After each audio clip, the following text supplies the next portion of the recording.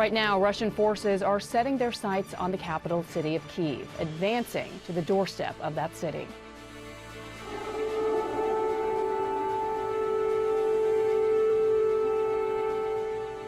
Sirens warning civilians in Kyiv as airstrikes approached overnight. Russian bombs destroying infrastructure north and south of the city, causing a massive fire at a warehouse. Satellite images show Russian artillery bombarding Kyiv. British defense officials say that the bulk of Russia's forces are now just 15 miles from the city's center.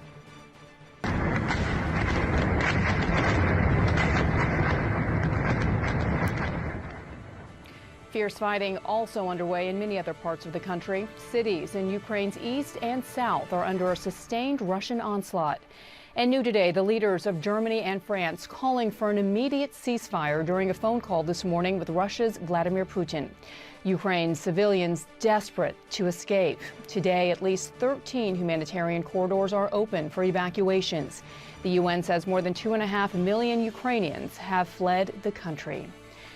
I want to turn now to Anderson Cooper anchoring our live coverage in Lviv, that's western Ukraine. And Anderson, as we are watching Russian troops encroach upon the capital city of Kyiv, it was chilling to hear Gary Kasparov in the last hour say that what we saw happen in Mariupol is just a preview, in his opinion, of what's going to happen in Kyiv.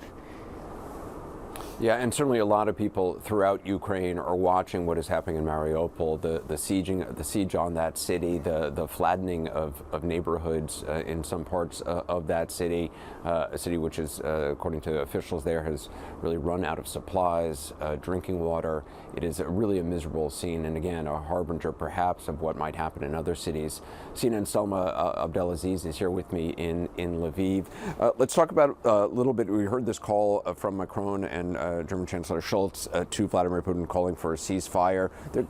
President Zelensky has recently spoken about something like this. Yeah, some very positive signs from President Zelensky, who says we've stopped exchanging ultimatums with the Russian delegation and we've started actually talking. I mean, that's a pretty key indication when you're looking at the last several days in Turkey, where it seemed like talks were stalling, where it seemed like there was no middle ground between the two sides. But here's the key thing, the same thing we're hearing from European leaders, which is that any negotiations must start with a ceasefire, and that's going to mean the guns have to fall silent. Is the Russian military willing to do that? Is President Vladimir Putin willing to do that, especially when we're looking at humanitarian evacuations even being targets of attacks? When the two foreign ministers met in Turkey on Thursday, I believe it was, really nothing came out of that. And in fact, it seemed almost like a step back with the Russian foreign minister kind of going back to talking points that Vladimir Putin had been giving early on about denazification, about a neutral Ukraine.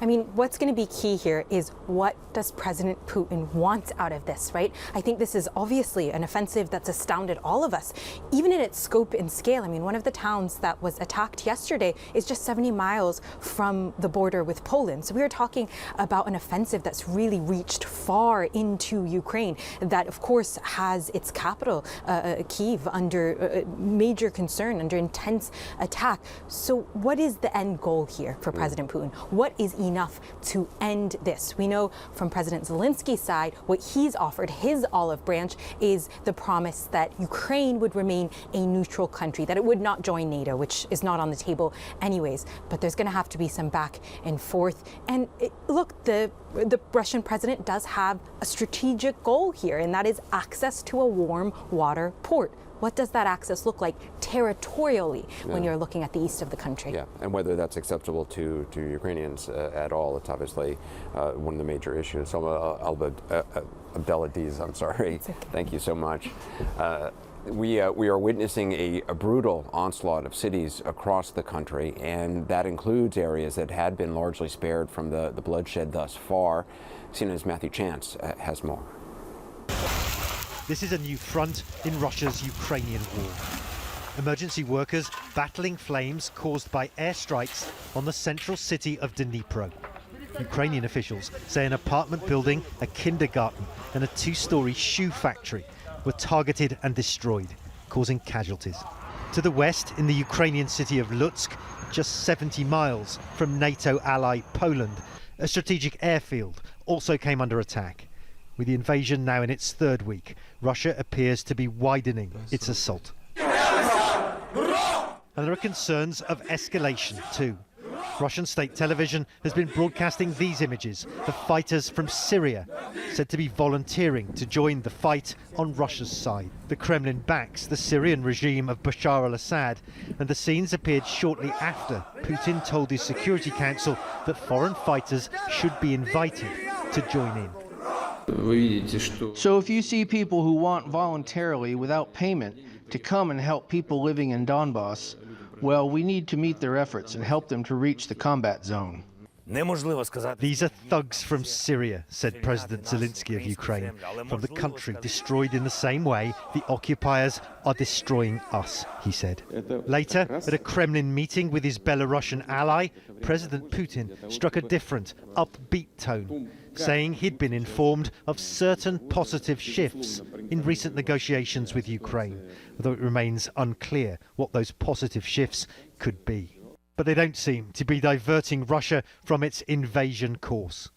New satellite images suggest a massive Russian military column north of the capital, Kyiv, has now dispersed, with some elements repositioned into forests and countryside around the capital. And these are the latest images from the besieged Ukrainian town of Volnovakha in the country's southeast. Russian troops moving through the streets, which are now reported to be under their full control. Bit by bit, Ukraine, it seems, is being overrun. Matthew Chance, CNN, Kyiv.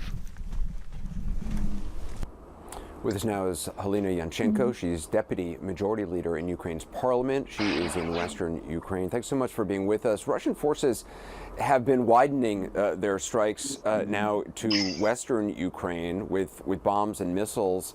Why do you think they have hit the airfield in Lutsk?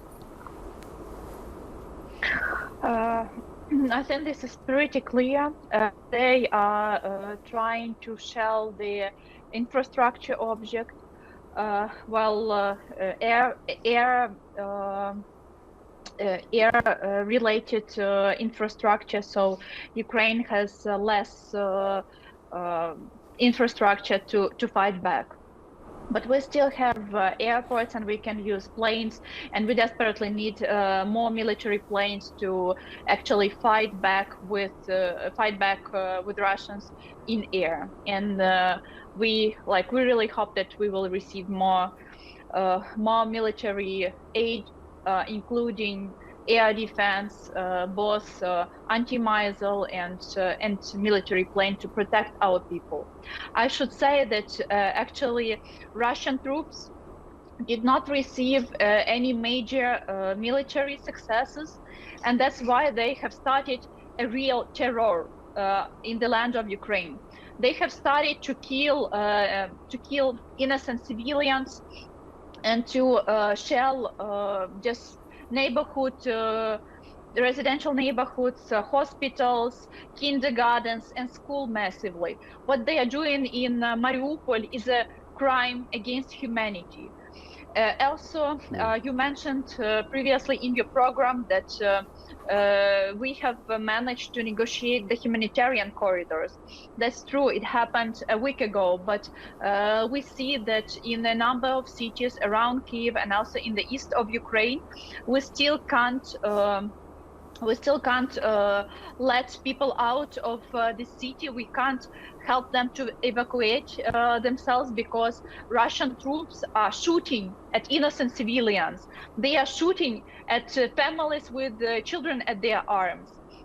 In Mariupol, a couple days ago, Russians have shooted at maternity house, and these are all the horrible things that Ukrainian civilians and Ukrainian cities are going through. Yeah, let me ask you, President Zelensky yesterday in a press conference talked about the need for a ceasefire before any substantive talks can really take place, before any real negotiations can take place.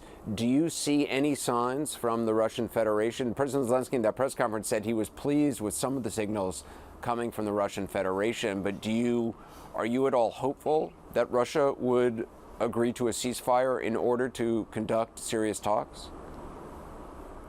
Well, hope dies the last one.